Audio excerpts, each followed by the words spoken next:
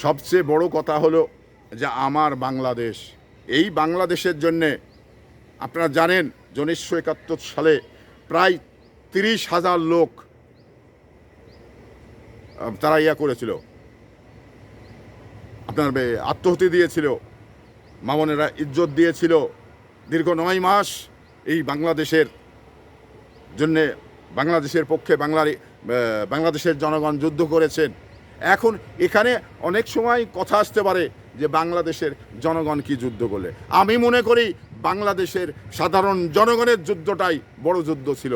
কারণ বিভিন্নভাবে এরা বাংলাদেশের বাঙালিরা বিভিন্নভাবে পাকিস্তানি মিলিটারিদের বিভিন্নভাবে পরাভূত করেছেন। এটা আপনারা দেখেছেন। আমাদের দেশে তৎকালীন সময় কতগুলো মুক্তি ছিল, এদের দ্বারা কি সম্ভব হতো? না, হতো না। তাহলে জনগণ সহযোগিতা করেছে, কারণ আপনি সবাই আমরা সহযোগিতা করেছি। সহযোগিতা করার পরেই কিন্তু আজকে বাংলাদেশের এই যে বিজয়, এই যে একটি মানচিত্র আমরা পেয়েছি, এই মানচিত্রটা আমাদের ধরে রাখতে হবে। এই মানচিত্রটাকে আমরা কলঙ্কিত করতে পারি না। কেউ যদি মানচিত্রটাকে কলঙ্কিত করতে আসে তাহলে বাংলাদেশের জনগণ হিসাবে আমরা ছাড়ব না।